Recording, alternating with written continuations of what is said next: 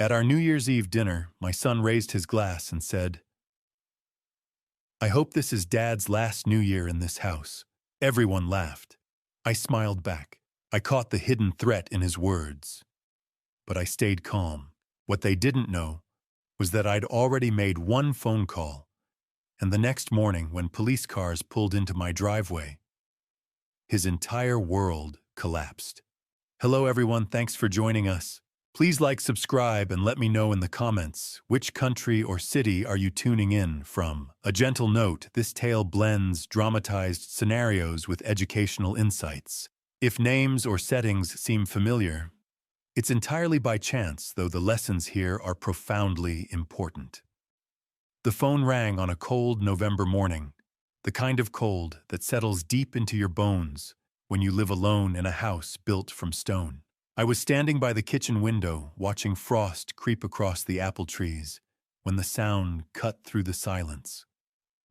For a moment, I thought about letting it go to voicemail, but something made me cross the room and pick up the receiver. "Dad!" I froze. It was Brandon's voice, my son, who hadn't called in 4 months. Not since that bitter argument back in July when he'd stood in this very kitchen and told me I was being stubborn, that I was wasting my life holding on to land I was too old to manage. "Brandon," I said carefully, "this is a surprise." There was a pause, and then his voice came through again, softer this time, almost warm. "Dad, I'm sorry. I've been thinking a lot about what I said, and I was wrong. I shouldn't have pushed you like that." I didn't say anything, just waited. In 64 years, I'd learned that silence often tells you more than words ever could. "I was wondering," Brandon continued, "if maybe we could come see you for New Year's. All of us, Vanessa, Ethan, Lily. The kids miss their grandpa. I miss you, Dad. I want us to have a fresh start. A fresh start." The words hung in the air like morning fog over the Columbia River. Part of me wanted to believe him, wanted to believe that my son had come to his senses, that family still meant something. But another part of me, the part that had spent 8 years learning to trust my own instincts, held back. "That would be nice," I heard myself say. "Really nice." "Yeah, that's great, Dad. We'll plan on it then. I'll call you next week with details." After we hung up, I stood there with the phone still in my hand, staring out at the orchard that stretched across 220 acres of Wenatchee Valley. Beyond the bare branches, I could just make out the Cascade Mountains rising against the pale November sky. To understand why that call shook me the way it did, you need to know who I am. Not just my name, Thomas Hargrove, though most folks call me Tom, but the life I've built here over the last 40 years. I bought this land in 1985, the same year Brandon was born. My wife Caroline was pregnant then, glowing with determination. We were young and broke, and probably a little crazy, sinking everything we had into 220 acres of rocky Washington soil and a stone farmhouse that dated back to the 1920s. The place needed everything: new roof, new plumbing, a barn that didn't lean like a drunk on Saturday night. But Caroline saw what it could be. She always did. We planted the first apple trees that spring, working side by side until our backs ached and our hands bled. Honeycrisp, Gala, Granny Smith. We built this orchard row by row, season by season, while Brandon grew from a baby into a boy who loved to run between the trees, his laughter echoing across the valley. Then came Grace 3 years later. Our daughter, who looked so much like her mother, it sometimes made my chest tight just to see her smile. She inherited Caroline's practical mind, her gift for numbers and planning. Grace managed the bookkeeping while I handled the physical work, the pruning, the spraying, the harvest. For 33 years, Caroline and I worked this land together. We built a reputation for quality fruit that spoke for itself. This wasn't just a farm. It was our life, our legacy, our proof that two people with nothing but determination and each other could build something that mattered. Then in 2016, Caroline got sick. She fought it for 2 years, fought like hell, actually, with that same fierce determination she'd brought to everything. but some battles you can't win. That November 8 years ago now, I lost her. She was only 53. I was 56. I thought about selling after that. Thought about it every morning when I woke up to an empty bed.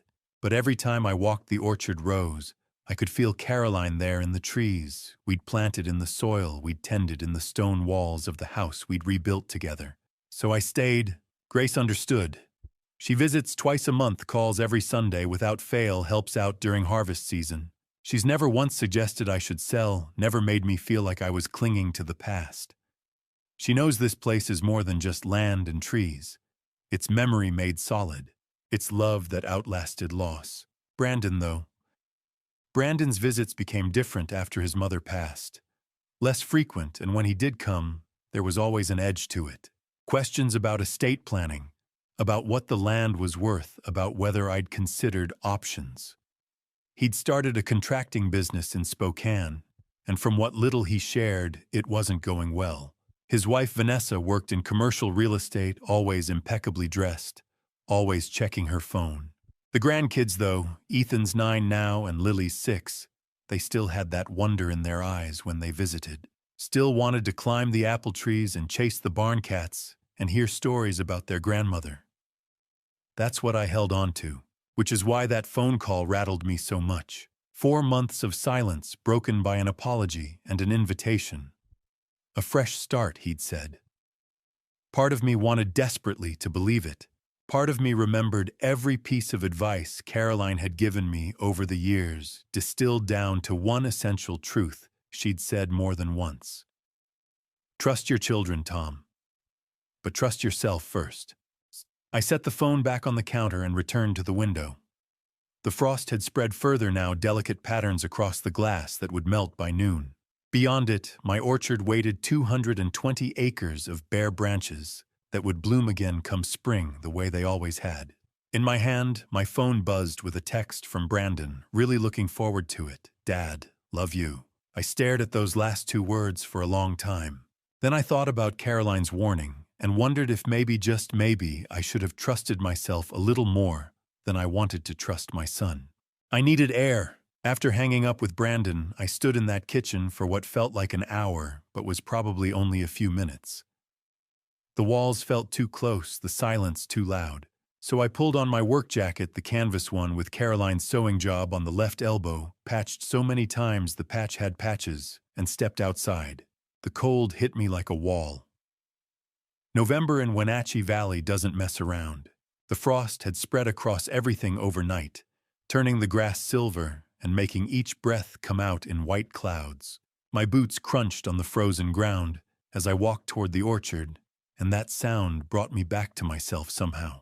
220 acres stretched out before me in neat, precise rows. Even bare of leaves, the trees had a certain dignity to them. The honeycrisps closest to the house, their branches reaching up like arms in prayer. Beyond them, the galas, my reliable workhorses. And furthest out, where the land sloped gently toward the east, the Granny Smiths stood like sentries, their trunks thick and gnarled from decades of Washington weather. I walked the first row, slowly letting my hand trail along the rough bark. To the west, the Cascade Mountains rose up sharp and white against the pale morning sky. To the east, through the bare branches, you could catch glimpses of the Columbia River, winding its way through the valley like a silver ribbon. Eastern Washington isn't like the west side. Out here we get maybe 10 inches of precipitation annually. The air is dry, the summer's hot, and the winter's cold in a way that settles into your bones.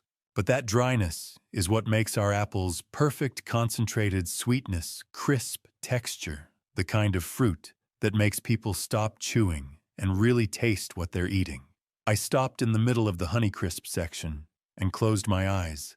If I concentrated, I could almost see it the way it was that first spring in 1985. We were 25 and 22, Caroline and me, and we had no business buying a farm. When we saw the listing 220 acres stone farmhouse needs work, she'd looked at me with those clear gray eyes and said, "This is it, Tom. This is where we start." Needs work turned out to be the understatement of the century. The house had good bones, built in 1924, but nearly everything else was shot. Roof leaked in 6 places. Plumbing was a disaster. The barn listed so far to the left, you could practically use it as a sundial. But Caroline saw potential where I saw problems. She was 7 months pregnant, and there she was, paintbrush in hand, refusing to let me do all the work alone. We scraped and painted every room, ripped out old pipes and installed new ones, patched the roof with tar and prayers, rebuilt the barn from the ground up, and when spring finally came, we planted our first trees. I remember that day so clearly. My hands were torn up from digging in rocky soil blisters on top of blisters. Caroline's back ached, she was due any day, but she was right there beside me, lowering each sapling into its hole with the kind of care most people reserve for newborns. "Mute, these trees are Brandon's future," she'd said, patting soil around a gala sapling. "When he's our age, he'll walk these rows and remember we planted them together." Over the years, we became partners in the truest sense. I handled the physical work, the pruning, the pest control, the irrigation, the harvest. Caroline managed everything else. She kept the books with precision, tracked every expense and sale. She negotiated with buyers, organized farmers' markets, baked apple pies and apple butter to sell alongside the fresh fruit. She was my strength when I wanted to quit.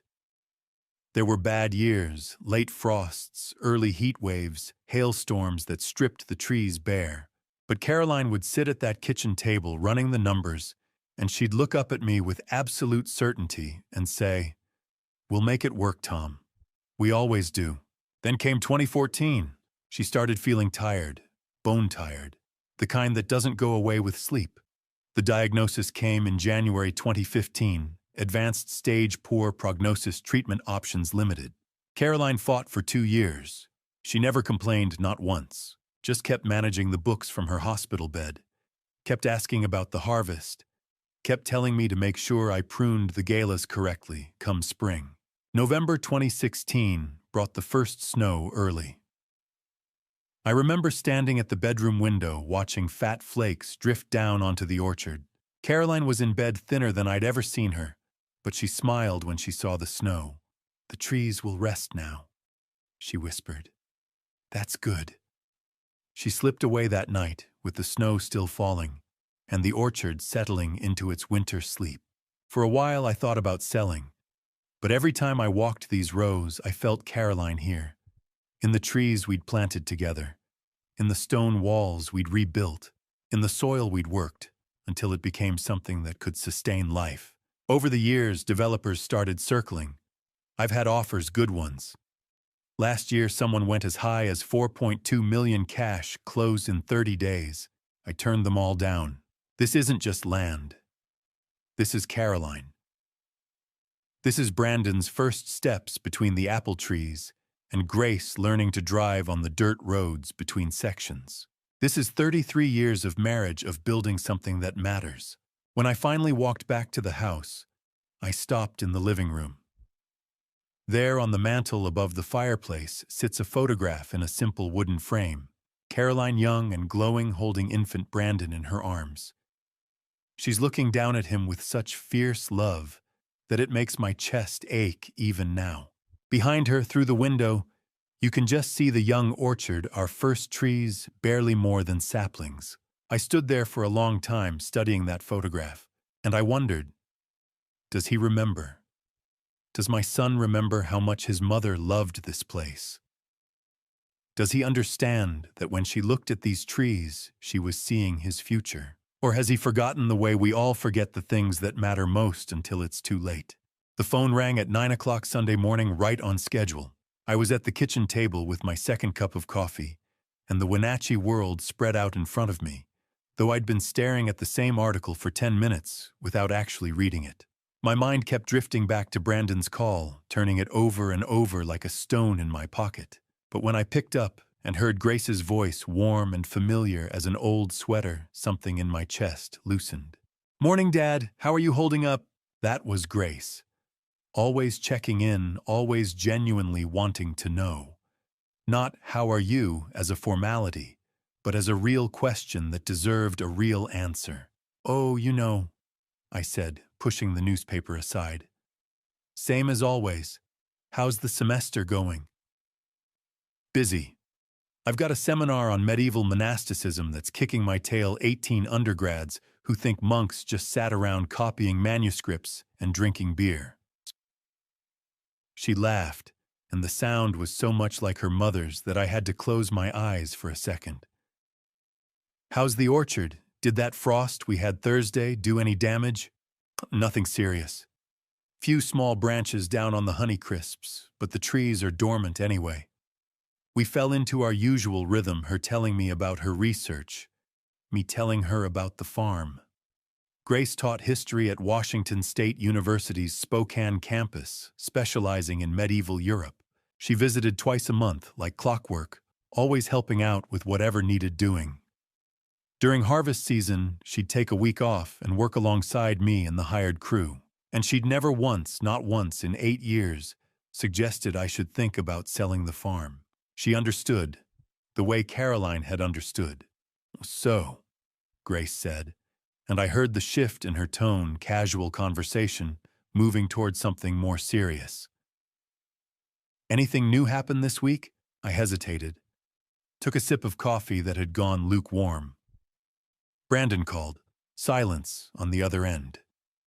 Not the comfortable silence of someone thinking, but the loaded silence of someone trying to decide what to say. Did he? Grace finally said. Not a question. A statement flat and careful. A Thursday morning, out of the blue. I tried to keep my voice neutral. Said he wanted to apologize for how things went in July. Asked if they could come visit for New Year's, him and Vanessa and the kids. More silence. Then, Dad. Be careful. Careful, Grace, he's your brother. I know who he is. Her voice was still gentle, but there was steel underneath. I also know he only calls when he wants something. I felt my jaw tighten. That's not fair. People can change. Maybe he's been thinking about family. Did he sound sincere? Oh, yes. I said maybe too quickly. He sounded tired. Like maybe he's been struggling with the distance between us. Like he genuinely wants to make things right. I hope you're right, Dad. I really do. Grace sighed. But you need to understand something. After Mom passed away, I was here. I saw what happened. Brandon changed. Not slowly, it was almost immediate. At the funeral, he was asking you about the estate, about whether you'd had the land appraised recently. He was concerned. He was calculating. Grace's voice was sad more than angry. Dad, I love my brother. I want to believe the best about him. But his visits became different. Every time he came by, there were questions. Had developers contacted you? Had you thought about what happens to the farm when you're gone? I opened my mouth to argue, but she kept going. And then there's the money situation. Last Christmas, when I stopped by their place in Spokane with gifts for the kids, there was a notice taped to their front door. Bank letterhead. Vanessa answered the door looking stressed, and the house was tense. Ethan and Lily were quieter than usual. Something's wrong, Dad. Financially wrong. I stared down at my coffee, watching the dark surface go still. Why didn't you tell me this before? What would you have done, offered to help? You know Brandon's too proud for that.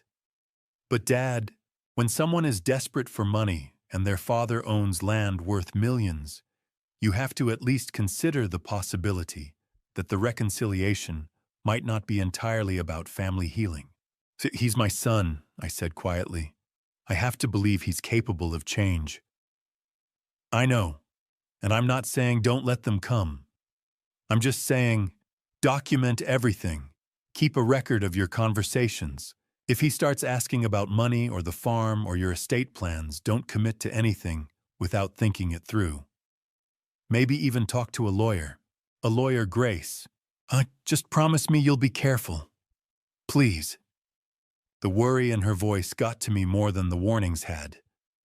Grace wasn't prone to drama or suspicion. If she was this concerned, maybe I needed to listen. I'll be careful, I said. I promise. Thank you. I don't want to poison this for you. If Brandon really has changed, if he genuinely wants to reconnect, that would be wonderful. But if he hasn't, just protect yourself. That's all I'm asking. After we hung up, I sat at that kitchen table for a long time, coffee growing cold, newspaper forgotten. Two of my children. One warm phone call full of apologies and promises. One Sunday morning, warning full of concern and caution, Brandon's voice. I was wrong, Dad. Can we start over? Grace's voice, be careful. He only calls when he wants something. I wanted to believe Brandon. Wanted to believe that my son remembered what this place meant to his mother. But Grace's words kept echoing. Document everything.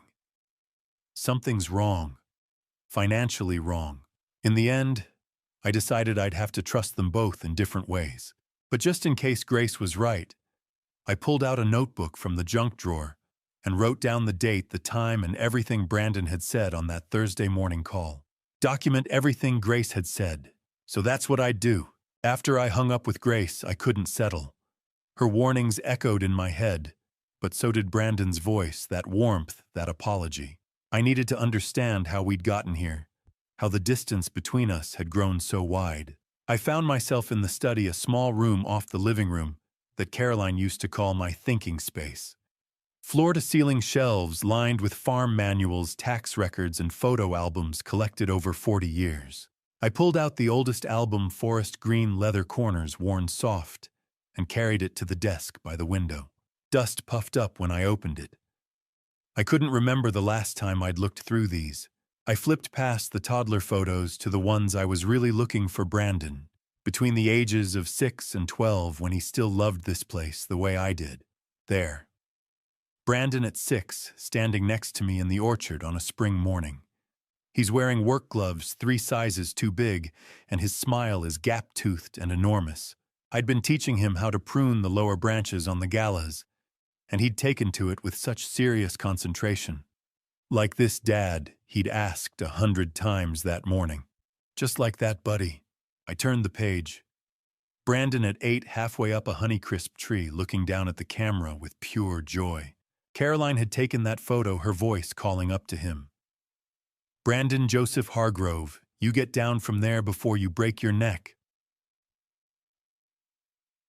Another page. Brandon at 10 during his first real harvest. His face smeared with apple juice, his arms full of Granny Smiths, looking so proud.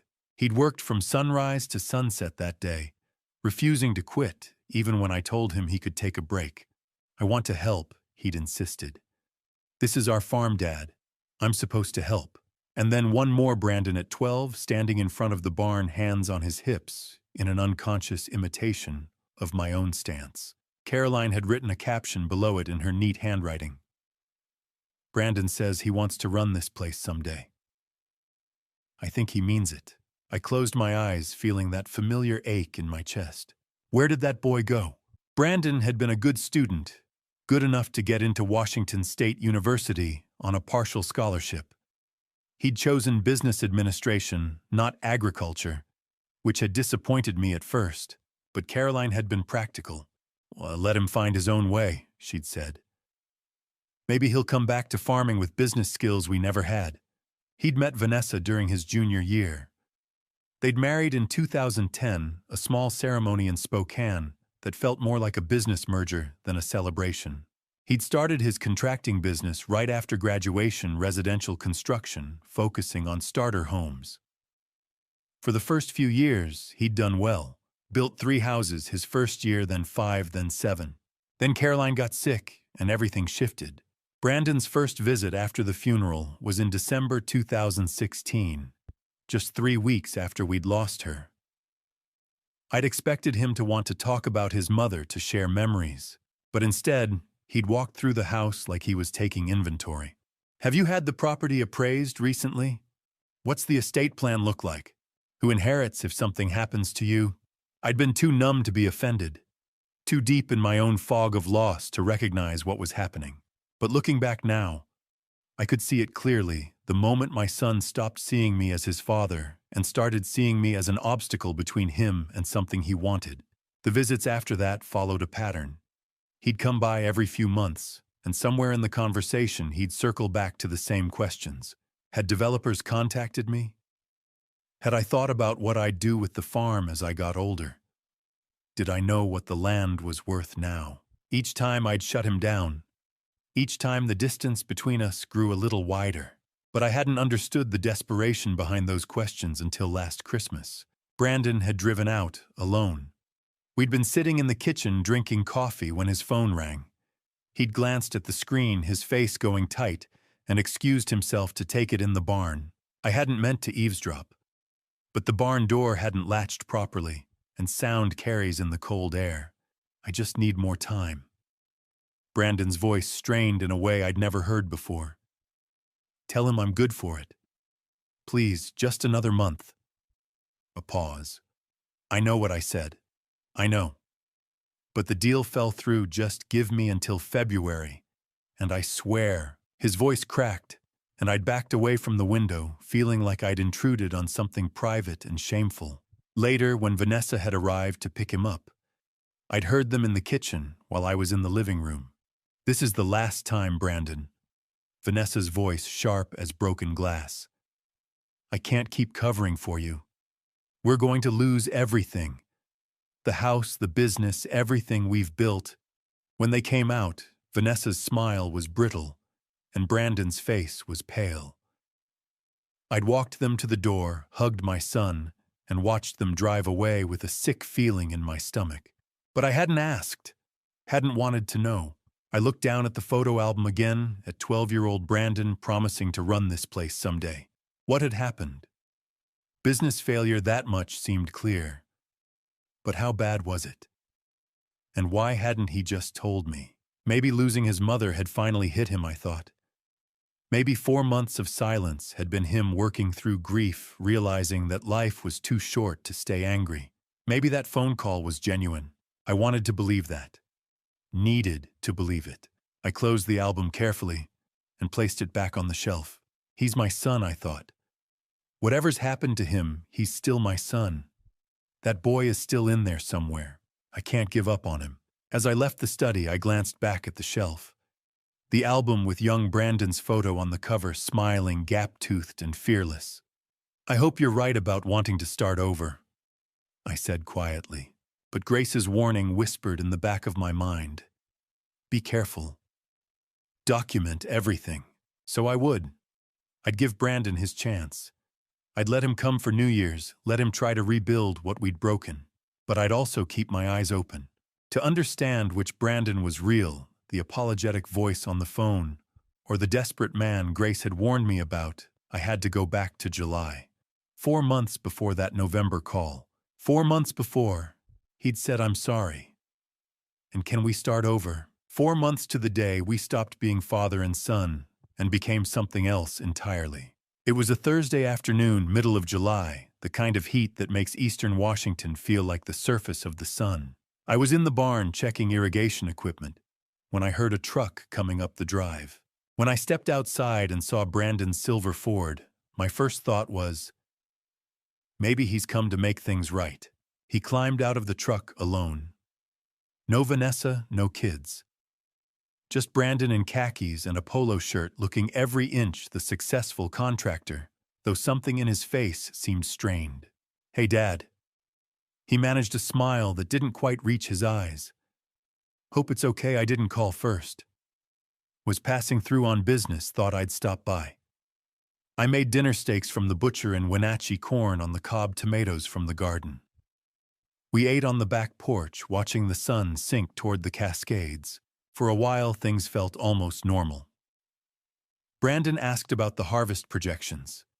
I told him the Honeycrisps were looking good, but the galas had taken a hit from a late frost. How are the kids? I asked. Ethan's 9 now? Just turned 9. Playing baseball this summer. Pretty good at it, too. And Lily. Starting kindergarten in the fall. Can't believe how fast they're growing. Something softened in his face when he talked about his kids, and for a moment I saw the Brandon I remembered. You should have brought them, I said. They love it here in summer. His face closed off again, that brief warmth vanishing. Vanessa's busy with work. It's complicated. We finished eating as the sky turned orange and pink. Brandon helped me clear the dishes, and I made coffee. When we settled back on the porch, I waited, because I could feel it, whatever he'd really come to say, he was working up to it. Finally, he said it. "Dad, have you had the land appraised lately?"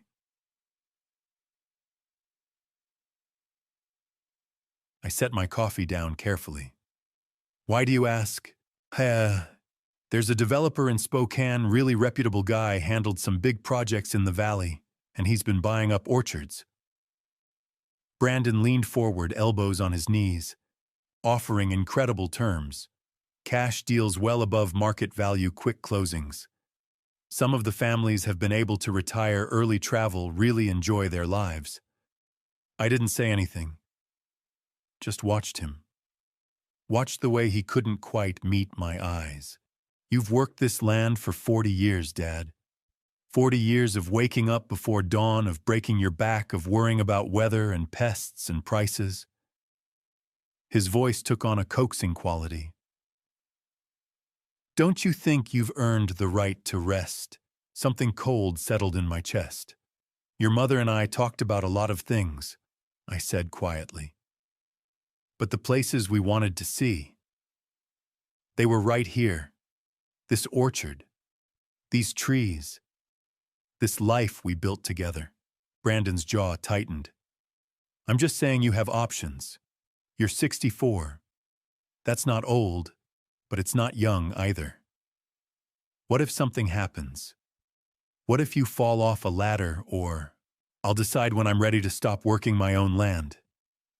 I cut in, hearing steel creep into my voice. "Not before. Grace can't run this place." His tone sharpened. "She's a professor, Dad. She doesn't know the first thing about farming, and I've got my own business, my own family to support in Spokane. So what's the plan? You work yourself into the ground until—" He caught himself, but we both heard what he'd been about to say. "Until you're gone. Until I decide," I said, each word deliberate. "My land. My choice." The silence that fell between us was nothing like the comfortable quiet we'd shared while eating dinner. This was heavy, charged with things neither of us was saying. Brandon's hands were clenched around his coffee mug, his knuckles white. Finally, he took a breath and changed the subject. "How's the irrigation system holding up?" But the warmth was gone. We were strangers making small talk, and we both knew it. At 9 o'clock, Brandon stood up. "I'm pretty beat, Dad. Long drive. Think I'll turn in early." He went to the guest room, closed the door, and I sat alone on that porch until full dark, wondering what the hell had just happened to my family. I woke the next morning to the sound of an engine starting. I threw back the covers, pulled on yesterday's jeans, and ran outside in my undershirt and bare feet. Brandon's truck was already loaded, engine running, him behind the wheel. "Brandon." He rolled down the window. "Morning, Dad. Sorry, I've got a work emergency. Need to get back to Spokane." "A work emergency? At 6 in the morning, on a Friday?" "Stay for breakfast, at least," I said. But even as I said it, I knew it was pointless. "Can't. Really sorry. Thanks for dinner." He put the truck in gear. "Brandon, I'll call you soon." But we both knew he wouldn't. I stood there in the driveway and watched him drive away. Watched his truck disappear down the dirt road that cuts through the orchard. Watched the dust cloud rise and spread and eventually settle. I waited to see if he'd look back. If he'd lift a hand in a final wave, if he'd tap his brake lights, anything to acknowledge that this mattered, that I mattered. He didn't look back. I stood there long after the dust had settled and the sound of his engine had faded. Stood there in my bare feet on the gravel, feeling the morning chill, despite the fact that it would be 90 degrees by noon. Something had broken between us during that conversation on the porch. Something I didn't know how to fix. All I knew was that my son had driven away without looking back, and I had no idea when or if I'd see him again. I didn't know, standing there in that July dawn, that it would be 4 months before I heard his voice again. 4 months of silence. 4 months before that phone call in November, when he'd say all the right words, "I'm sorry, I was wrong. Can we start over," in a voice so warm and sincere that I'd almost believed him. Almost. August came and went in silence. I called Brandon on the 15th, left a message saying I hoped we could talk, that I didn't want our argument to define us. No callback, no text, nothing. September arrived with cooler air and the first hints of autumn in the Cascades. I called again, asking if he and the family were okay. Again, straight to voicemail. Again, silence, Grace noticed. She drove out on a Saturday afternoon in late September, found me in the garden letting weeds take over the tomatoes, something Caroline would never have tolerated. "Dad," she said, hands in her jacket pockets. "When's the last time you heard from Brandon?" "July." She was quiet for a moment. "Then he's punishing you, you know, for saying no." But I couldn't shake the feeling that a better father would have found the right words, the right compromise. The first incident happened on a Thursday in early November. I was bringing in firewood from the shed, an armload of split oak. My boot came down on the third board from the door. The board gave way. I stumbled, dropped the wood, grabbed the porch railing to keep from going down. My heart hammered as I stood there, 1 foot half through the gap where the board had lifted. I examined the damage. The board looked fine. No rot, no visible cracks. But when I checked underneath, all 4 screws that should have been holding it were gone. Not loose. Not stripped. Gone. "That's odd," I said aloud. "Must have forgotten to tighten them last time I did repairs." I found screws in my toolbox and secured the board properly. I didn't think about it again. 4 days later, I took a morning shower. The water came out fine at first. Normal temperature, good pressure. I'd just gotten my hair wet when the temperature spiked. It went from comfortable to scalding in a heartbeat. I jerked back with a shout, slipped on the wet tile, caught myself on the shower curtain rod. My shoulder, where the water had hit, burned like I'd been branded. After drying off, I went down to the basement to check the water heater. The thermostat dial was turned all the way to the right. Maximum. 160 degrees Fahrenheit. I always kept it at 120. Always. I stared at that dial for a full minute. Could I have bumped it somehow? I turned it back to 120, applied burn cream to my shoulder, and tried to convince myself that I wasn't losing my mind.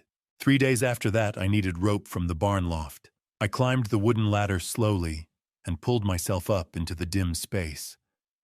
I spotted the rope in the far corner and walked across the loft boards to get it. My boot came down on the 3rd plank from the ladder. It shifted, like a trap door that wasn't supposed to open yet. I froze, every muscle locking. Very slowly, I shifted my weight backward onto the previous plank and knelt down to examine the board. The nails were lifted. All 4 framing nails pulled up about a 1/4 inch. When I looked at the wood around them, I could see fresh tool marks where something had been wedged underneath to lever them up. Then I looked down through the gap beside it. 12 feet. Straight drop to the concrete floor of the barn. I backed away on my hands and knees, not trusting any of the boards now, until I was safely on the ladder. My heart was trying to punch its way out of my chest. Someone had pried those nails up. Recently. Someone had been in my barn. I walked back to the house in a daze and called Grace. I told her everything. All 3 incidents laid out one after another. Her response was immediate. "Dad, call the police, right now." "What if I'm imagining things?" "Dad." Her voice was gentle but firm. 3 accidents in a week. That's not paranoia. Someone is doing this. We talked for another 10 minutes, Grace trying to convince me resisting. In the end, I told her I'd think about it. She made me promise to at least change the locks. I drove into Wenatchee and bought new locks at the hardware store. Spent the rest of the afternoon installing them. Climbed back up to the barn loft and hammered those nails down properly. By the time I was done, the sun was setting, and I felt slightly ridiculous. The next morning, my phone rang. Brandon's name on the screen. For a second, I just stared at it. 4 months of silence, and now, I answered. Huh. His voice was warm, warmer than it had been in July. Dad, I'm sorry. I've been thinking a lot, and I was wrong. About July, about pushing you. I shouldn't have done that. The apology I'd been waiting for. I was wondering, he continued, if maybe we could come see you for New Year's. All of us, Vanessa, Ethan, Lily. Start fresh. Would that be okay? My suspicion, the fear that had been building over the past week, melted like frost in sunlight. That would be wonderful, I heard myself say. Maybe I had been paranoid.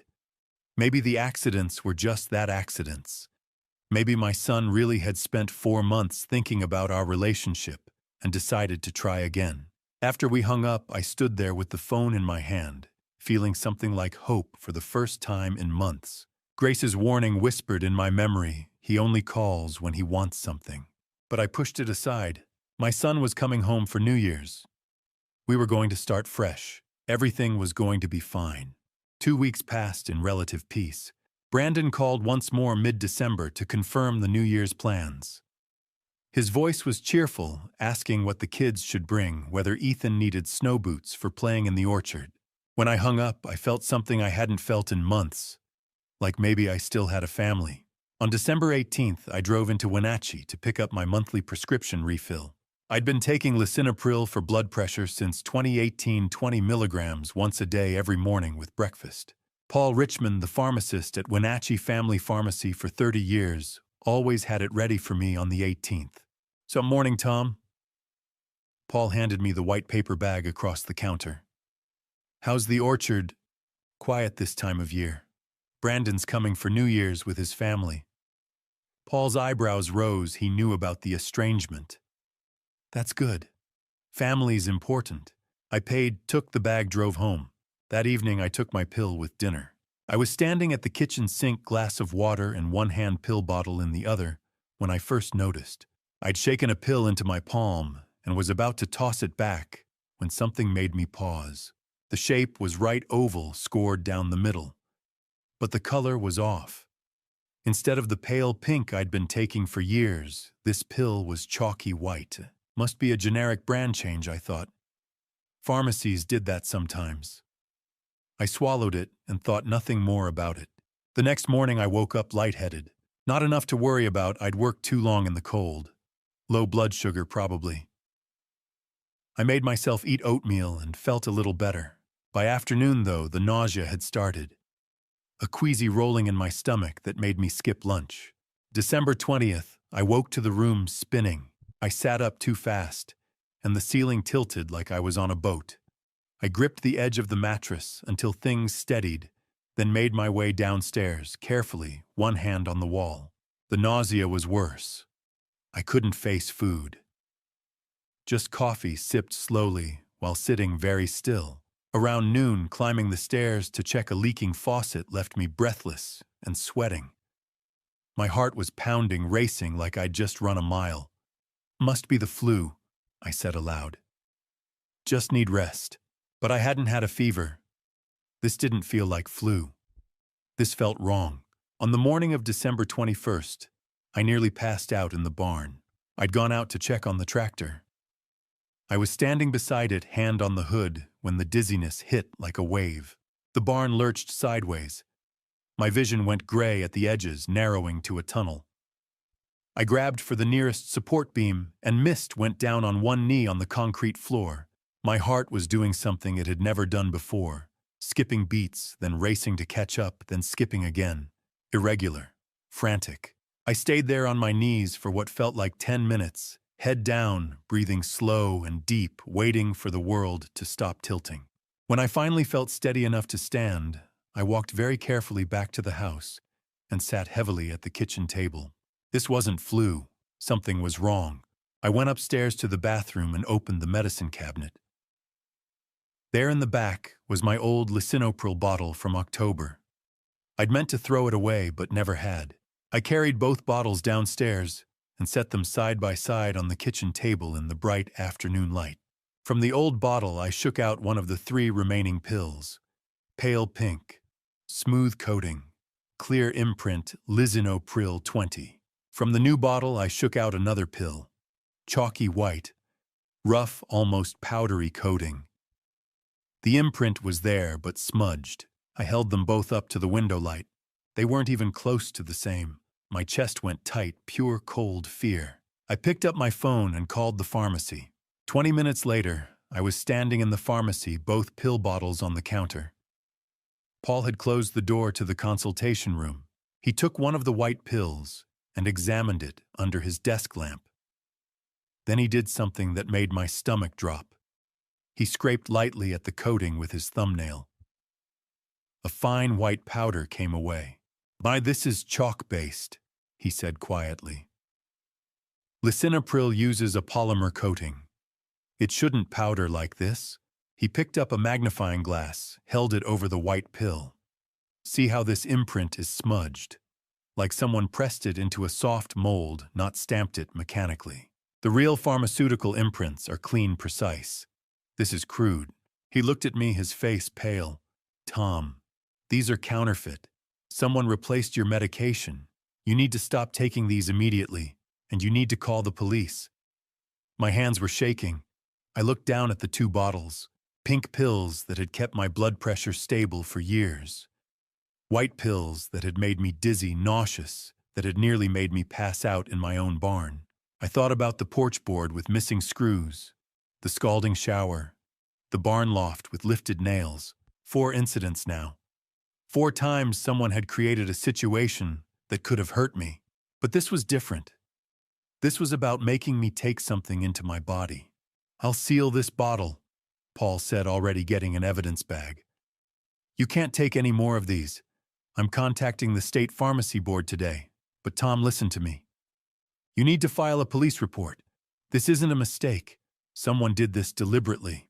I nodded, not trusting my voice. I took the sealed bag, left the pharmacy, and sat in my truck in the parking lot for a long time. Someone had tampered with my medication. Someone had put pills in a bottle with my name on it. I pulled out my phone. I thought about Brandon's warm voice 2 weeks ago. "I'm sorry, Dad. Can we start over?" I thought about how my suspicions had melted when I'd heard that apology. I'd been wrong. Someone was trying to hurt me, and I couldn't keep pretending otherwise. I sat in my kitchen for 20 minutes after leaving the pharmacy, staring at the sealed evidence bag. The white pills inside looked harmless through the plastic. Innocent. Finally, I pulled out my phone and called Grace. She answered on the first ring. "Dad, what's wrong?" "Grace, I need you to come here. Now. Don't tell Brandon. Don't tell anyone. Just come." There was a pause. Then, I'm grabbing my keys. "What happened?" "Just come, please." She made the drive from Spokane in an hour and 20 minutes. I heard her car pull up just before noon and met her at the door. One look at my face and she pulled me into a hug. "Dad, you're scaring me. What's going on?" I'd laid everything out on the kitchen table like evidence at a crime scene. The sealed bag with the counterfeit pills. My old prescription bottle with the real lisinopril for comparison. Printed photos I'd taken close-ups of the porch board with missing screws, the barn loft plank with lifted nails, the water heater thermostat cranked to maximum, and the notebook where I'd documented dates and incidents. Grace set her purse down slowly and approached the table. She picked up each piece, examined it, set it down carefully. Her face went from concerned to focused to something harder, colder. "When did Brandon visit last?" she asked. "Oh, July, right after our argument. He came alone. So he had access to the house, the barn, your medication cabinet, I suppose, but Grace..." "Dad." She looked at me then, and I saw Caroline in her eyes, that same fierce protectiveness. "This isn't random. Look at the pattern. 4 incidents all within 2 months. All things that could hurt you, but that might look like accidents." She picked up the sealed bag with the pills. "Except this. This is different. You can explain away a loose board, a bumped thermostat. But switching out medication, that's not an accident. That's planned. That's calculated." She turned to face me fully. Dad, Brandon is trying to hurt you. The words hung in the air between us. I'd been thinking it, but hearing Grace say it out loud made it real in a way it hadn't been before. My son, I said, and my voice broke on the word is trying to hurt me. I didn't realize I was crying until Grace's arms were around me again. How did we get here? The words came out muffled against her shoulder. How did that boy who used to climb apple trees turn into someone who would... I couldn't finish. I don't know, Dad. Grace's voice was tight. I don't know, but we're going to stop him. I pulled back, wiped my eyes. What if I'm wrong? What if it's not him? Who else had access to everything? Who else knows your routines, your medication schedule, the layout of your property? Who else benefits if something happens to you? I knew she was right. But we need help, Grace said, pulling out her phone. Professional help. We need the state police, their elder abuse unit. She was already scrolling through her contacts, then dialing. Washington State Police, how may I direct your call? Elder Abuse Unit, please. A series of clicks. Then Elder Abuse Division. This is Detective Bennett. Grace took a breath. Detective Bennett, my name is Grace Hargrove. My father is 64 years old, lives alone on a farm in Wenatchee Valley. We have evidence of multiple incidents of tampering with his property and medication. We believe a family member is involved. There was a pause. Is your father in immediate danger? We don't think so. Not right this moment. But the incidents have been escalating. Can you come to the station? We're in Wenatchee. Is there any way you could come here? I think seeing the property, the evidence in context would help. Another pause. I'm working Christmas Day anyway. I can be there the morning of the 25th. Will that work? Grace looked at me. I nodded. Yes. Thank you. Grace gave her my address, answered a few more questions, then ended the call. Okay. Detective Bennett will be here Christmas morning to start the investigation. She'll do it quietly, won't file an official report yet. We don't want to tip off Brandon that we know. Grace, what are we doing? Then we catch him. Her voice was firm. Dad, you still invited Brandon for New Year's, right? Yes, but we don't cancel. Act completely normal. He calls you friendly. You give him no reason to think anything has changed. Detective Bennett will install surveillance cameras, probably monitoring equipment. We'll have professionals watching. And Dad, she reached across the table, took my hand. You won't be alone. I'm staying. You're supposed to visit the Richardsons for Christmas. I'll call them. They'll understand. You're more important than any plan. She started making calls. When she was done, she looked exhausted. I'll take the guest room, she said. I need to grab my bag from the car. Did you eat lunch? I shook my head. I'll make something. After she went outside, I sat alone at the table with all the evidence spread in front of me. I picked up my phone, opened my messages. Scrolled back to November to the last text Brandon had sent. Can't wait to see you, Dad. And then a small red heart. Brandon hadn't sent one in years. Not since Caroline passed away. But that November text had one. I'd thought it meant he was trying to rebuild what we'd lost. Now I understood. That warmth, the apology, the invitation, the heart, it was all part of it. A weapon disguised as affection. Grace came back in with her overnight bag. Gracie, I said quietly. How do you protect yourself from your own child? She set the bag down and came to sit beside me. By remembering that the person trying to hurt you isn't the child you raised. He's someone else now. Someone we need to stop. I nodded, not trusting my voice. Detective Bennett will be here Christmas morning. We'll make a plan.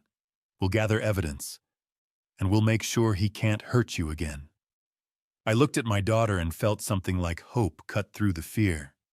Thank you, I said, for coming, for believing me, for everything. She hugged me again. Always, Dad, always. Christmas morning came cold and clear, the kind of winter day that makes eastern Washington look like a postcard blue sky, white peaks, frost glittering on everything. Grace and I were drinking coffee at the kitchen table when we heard the car pull up at 10 o'clock exactly. Not a patrol car, but an unmarked sedan, dark gray. The woman who got out was in her early 40s, with short, dark hair and sharp eyes that took in the property in a single sweep. She wore jeans boots and a dark jacket with a badge clipped to her belt. Grace opened the door before she could knock. "Detective Bennett?" "That's right." She held out a hand. "You must be Grace. And Mr. Hargrove, thank you for letting me come on Christmas." "I appreciate you coming at all," I said. "Can I get you some coffee?" "That would be great, thanks." She sat at the kitchen table, pulled out a leather notebook and a small recording device. "I'm Detective Laura Bennett, Washington State Police Elder Abuse and Vulnerable Persons Unit. I've been doing this for 15 years. I want you to know that you did the right thing by calling, and we're going to take this seriously." Something in my chest loosened at those words. "Call me Tom," I said, setting a mug of coffee in front of her. "Saluman then. I need you to walk me through everything. Is it okay if I record this?" I nodded. She clicked on the recorder. I told her everything. Started with Brandon as a boy. Moved to Caroline's passing and how Brandon's visits had changed. The July argument. The 4 months of silence. The November phone call. And finally the incidents, the porch board, the scalding shower, the barn loft, the pills. Bennett took notes steadily, occasionally stopping me to ask clarifying questions. When I finished, she clicked off the recorder. "Thank you. I know that wasn't easy." She examined each piece of evidence with methodical attention. The pills were first. She held the sealed bag to the light-made notes. "I'm sending these to the state toxicology lab today. We should have results within 48 hours. She pulled out an evidence label. "Until we know what's in these, you don't take any medication without having it verified." "Understand?" I nodded. Bennett stood up. "Show me the barn." We walked out into the cold morning. In the barn loft, she knelt beside the repaired board and examined the one next to it, the one with the nail holes still visible. She pulled out her phone, took close-up photographs measured with a small tape measure. These nails were extracted approximately 3/4 of an inch. The board would have supported minimal weight before catastrophic failure. She looked at me. "The fall height from here to the barn floor is 12 feet 3 inches. Concrete surface. Survival rate for a 64-year-old male from that height onto concrete less than 30%. My stomach turned over. Back in the kitchen, she documented the water heater and the porch board with the same methodical attention. When she was done, she sat back down. "Tom, I want you to understand what we're looking at here. Elder financial abuse typically follows a pattern. It starts with pressure questions about assets inheritance. When the victim refuses to comply, the abuser escalates, creates situations that look like accidents. And when those don't work," she gestured to the pill bottle, "they move to more direct methods." "The phone call in November," Grace said. "That was part of it, wasn't it?" "Young classic grooming behavior. The goal is to lower the victim's defenses, rebuild trust, create an opportunity." Bennett looked at me. That warm, apologetic call, that invitation to New Year's that was calculated. I felt cold all over. Bennett reached for her bag and pulled out a manila folder. "I obtained a warrant yesterday for Brandon's financial records." She slid several sheets of paper across the table. "Your son filed for Chapter 11 bankruptcy on April 18th of this year. Total liabilities, $580,000. Of that amount, $280,000 is owed to Riverside Casino in Spokane, an illegal underground gambling operation with documented ties to organized crime." Grace made a small sound. "He's in debt to criminals." "He is. Additionally, there are 2 liens on his house. Foreclosure proceedings began in September. His contracting business has collapsed multiple lawsuits from clients for incomplete work breach of contract. The papers blurred. Brandon is facing financial ruin, Bennett continued, and potentially physical danger from the people he owes money to. Your property worth between $3.5 and $4.2 million represents his only way out. I thought about Brandon's voice on the phone. I was wrong, Dad. Can we start over? I thought about that little red heart at the end of his text message. He was going to let me disappear, I said. Make it look like an accident. Then he'd inherit, pay off his debts, and no one would ever know. Bennett didn't deny it. What do we do? I asked. How do we stop him? Bennett closed the folder. We let him come for New Year's. You act completely normal, friendly, welcoming. I'll install hidden cameras in the barn and inside the house. When he makes his move, we'll have video evidence. And Tom, you won't be alone. I'll have officers positioned nearby. We'll be monitoring everything. Can you do that? Can you act natural around him, knowing what you know? I thought about Carolyn, about this land we'd built together, about Grace sitting beside me. I can do it, I said, for as long as it takes. Bennett stood up, began packing her evidence bags. I'll be back tomorrow to install the surveillance equipment. The lab will have the pill analysis by the 27th. By New Year's Eve, we'll be ready. She paused at the door. Tom, I know this is hard. I know he's your son. But the person who's coming here for New Year's, that's not the child you raised. That's someone else. Someone we need to stop. After she left, Grace and I sat in the silent kitchen. Dad, Grace said quietly, we're going to get through this. I nodded. But all I could think about was that little red heart at the end of Brandon's message, and how something that used to mean love had become the symbol of a threat I never saw coming. If you've made it this far, let me know you're still here. Comment alone if you believe Brandon planned everything by himself, or manipulated if you think someone was controlling him from the shadows. Quick reminder, upcoming scenes contain dramatized elements that may not reflect exact events. If you'd rather not continue, now is a good time to pause. 2 days after Christmas, Detective Bennett returned with a folder twice as thick as before. Grace and I were at the kitchen table when we heard her car pull up. Through the window, I watched her get out folder tucked under one arm, expression serious. She didn't waste time with pleasantries. Tom, Grace, there's someone else involved. Someone I need you to know about. I felt my stomach drop. Someone else. Bennett opened the folder and spread several sheets across the table. At the top was a DMV photograph of a woman I'd never seen before. Dark hair, sharp cheekbones, eyes that looked intelligent and cold. Mid-30s. Professional clothing. This is Diane Crane, Bennett said. 35 years old, resident of Phoenix, Arizona. According to her social media, she's an investment consultant specializing in real estate portfolios. Bennett pulled out another sheet, a criminal background check with multiple entries. In reality, her Arizona real estate license was revoked in 2021 for fraudulent transactions. She has convictions for wire fraud in 2019, check kiting in 2020, and she's currently under investigation for identity theft in multiple states. I stared at the documents. What does she have to do with Brandon? Everything, Bennett said quietly. Your son has been involved with this woman since June, and I believe she's the one who orchestrated this entire plan. Bennett laid out phone records, pages of call logs, and text message metadata.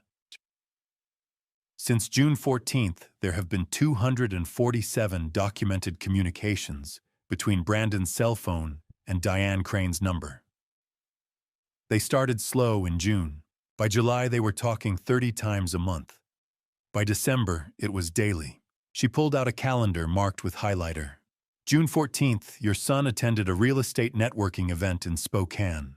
Diane Crane was a featured speaker on creative financing for distressed properties. Distressed properties, Grace said. You mean properties owned by people in financial trouble? Exactly. She targets vulnerable people, usually middle-aged men with business failures, gambling problems, debt. She gains their trust, then manipulates them into criminal activity while positioning herself to benefit. Bennett pulled out printed photographs from social media. The first showed Brandon and Diane at what looked like a casino. They were smiling, his arm around her shoulders. August 20th, Riverside Casino in Spokane. The same establishment where your son now owes $280,000. The second photo was from Las Vegas. Brandon and Diane again closer this time, his hand on her waist. September 15th, a weekend trip to Las Vegas. Your son charged $4,000 to a credit card that was already maxed out. I couldn't look away from the photos. He was having an affair. Yes, and I believe Diane Crane encouraged his gambling, got him deeper in debt, made him more desperate, more dependent on her for a solution. Grace's voice was tight. Does Vanessa know? Bennett shook her head. I spoke with her on the 25th. She has no idea about the affair. She believes Brandon has been working extra hours trying to save the business. She knows about the financial stress but thinks it's temporary. She and your grandchildren are victims in this too. I felt something loosen in my chest. At least Vanessa and Ethan and Lily weren't part of this nightmare. Bennett pulled out text message transcripts printed in small type. These are the most damning pieces of evidence. She laid them out one by one. The first was dated November 10th, from Diane Crane to Brandon. He needs to trust you. Be warm. Make him believe. This only works if he invites you back. November 10th, the day before Brandon had called me with that warm, apologetic voice. She coached him, Grace said, her voice shaking. That whole call, the apology, the invitation, she told him what to say. The second text was dated December 20th, from Brandon to Diane. He took the pills. Should affect him soon. My hands trembled. That was the day after I'd picked up the prescription. The day I'd started feeling dizzy and sick. The third text made my blood go cold. December 22nd, from Diane Crane to Brandon. If he's still alive by New Year's, we'll use Plan B. No more delays. The Plan B, I said. What's Plan B? We don't know yet, Bennett admitted. But it suggests they had backup plans if the medication didn't work fast enough. She pulled out more text transcripts, dozens of them spanning June through December. A chronicle of conspiracy. June, Diane coaching Brandon on pressuring me about selling. Don't push too hard at first. Plant seeds. July, planning the visit. Go alone. No witnesses. Get access to his house, his routine. Find weaknesses. November, instructions for the warm call. Apologize without explaining.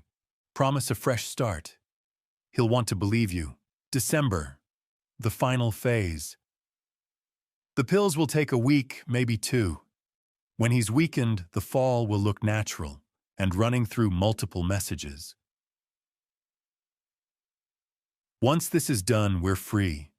You pay off the debts, we disappear together. Mexico, maybe. I set down the papers. My son's words. His plan. So Brandon didn't think of this alone. I said. No. Bennett said. Diane Crane has a history of this. She finds vulnerable men, isolates them, makes them dependent on her, then directs them toward criminal activity. But Tom, your son, made choices. He's 40 years old. He chose to get involved with this woman. He chose to listen to her. He chose to tamper with your medication. Diane Crane is the primary offender, but Brandon is responsible for his actions. I knew she was right. What happens to her? Grace asked. We're arresting both of them. On January 1st, at the same time we arrest Brandon here, Phoenix police will pick up Diane Crane in Arizona. Coordinated arrests mean neither can warn the other. After she left, I sat at the table staring at Diane Crane's DMV photo. This woman who'd looked at my son and seen opportunity, But even as I stared at her cold eyes, I couldn't make myself believe she was the only one responsible. Brandon had written those texts. Brandon had tampered with my medication. Brandon had chosen this path.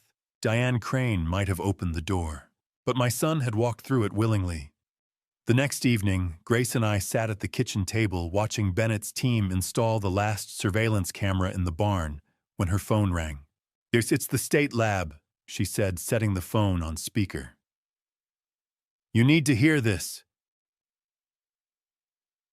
This is Dr. Sarah Collins, Washington State Toxicology Lab." A woman's voice came through, professional and precise. "I'm calling with results on the medication sample submitted December 25th. I stared at the phone. Those pills that had made me dizzy and sick. We analyzed the sample using mass spectrometry and gas chromatography. The findings are definitive. Dr. Collins paused. Sample contained potassium chloride at 40 milliequivalents per dose and hydrochlorothiazide at 25 milligrams. Expected composition for the labeled medication, lisinopril, was completely absent. This is a total substitution, zero therapeutic medication present. And Bennett leaned forward. Can you explain the significance? Potassium chloride at this dosage would significantly elevate blood potassium levels. The hydrochlorothiazide would exacerbate potassium retention. Together they create hyperkalemia, dangerously elevated potassium in the bloodstream. In a 64-year-old male with hypertension, symptoms would include irregular heartbeat, muscle weakness, nausea, difficulty breathing, and progressive cardiac arrhythmia. If ingestion continued for 7 to 10 days, the likely outcome would be cardiac arrest, most probably during sleep. My hands were shaking. 7 to 10 days. I'd taken those pills for 3 days. Would the cause be apparent in an autopsy? Bennett asked. That depends on timing. Hyperkalemia is difficult to detect post-mortem because potassium levels change rapidly after death. A standard examination would likely conclude cardiac arrest in an elderly patient with hypertension, essentially natural causes. Unless someone specifically suspected poisoning and requested advanced toxicological screening, the substitution would go undetected. Thank you, doctor. Can you have the written report to me by tomorrow morning? It'll be in your inbox by 8 a.m. Detective Bennett. Dr. Collins paused. I've been doing this for 12 years. This is sophisticated. Whoever made these pills knew exactly what they were doing. Oh! After Bennett ended the call, silence filled the kitchen. Grace's face had gone pale. Dad, if you'd kept taking them. She didn't finish. Didn't need to. Bennett opened her notebook. Let me walk you through what we believe was his plan. You take your blood pressure medication every morning at breakfast. 7 o'clock like clockwork. Brandon knew that. The substituted pills were designed to work slowly. Not immediately poisonous that would raise suspicion, but cumulative, progressive. She continued, her voice gentle but relentless. After 1 week, you'd be increasingly weak, dizzy. Your heart would be skipping beats. You'd probably attribute it to age or stress. After 2 weeks, your potassium levels would be critically high. Your heart would fail, most likely at night in your sleep. You'd simply not wake up one morning. Grace made a small sound. Tom would be found in his bed. 64-year-old farmer, apparent heart attack. The coroner would perform a standard examination.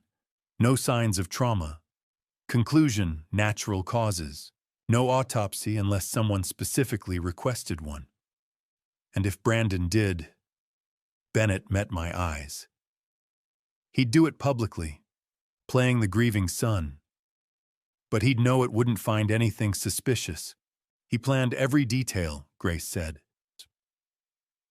He and Diane Crane did, yes.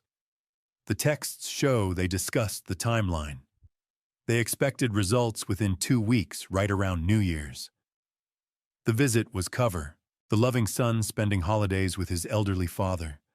And if something tragic happened during that visit, he'd be right there. The first to find you. The first to call 911. I thought about Brandon's warm voice on the phone. I'm sorry, Dad. Can we start over? All of it calculated to get me to trust him long enough to finish what he'd started. Bennett pulled out a different folder. Here's what happens next. December 30th evening. Brandon arrives with his family. You act completely normal, friendly, welcoming. No indication anything has changed. She spread out photos of surveillance equipment. 2 cameras in the barn, 1 in the kitchen, hidden in the smoke detector, 1 in your bedroom. Audio recording throughout. We'll be monitoring from a van a quarter-mile down the road, close enough to reach you in under 30 seconds if needed. What if he tries something the first night? I asked. Then we arrest him that night. But based on the texts with Diane, we believe he'll wait until New Year's Eve or New Year's Day. They discussed having a backup plan if you were still here by New Year's. My chest felt tight. What about Ethan and Lily? Tom. Bennett's voice was firm. Brandon's entire plan relies on this appearing natural, accidental. That's why he chose pills that would mimic a heart attack. That's why he's bringing his family. Harming his children would destroy that cover completely. They're not in danger from him. They're part of his alibi. I wanted to believe her. 72 hours, Tom. That's all we need. 3 days of acting normal.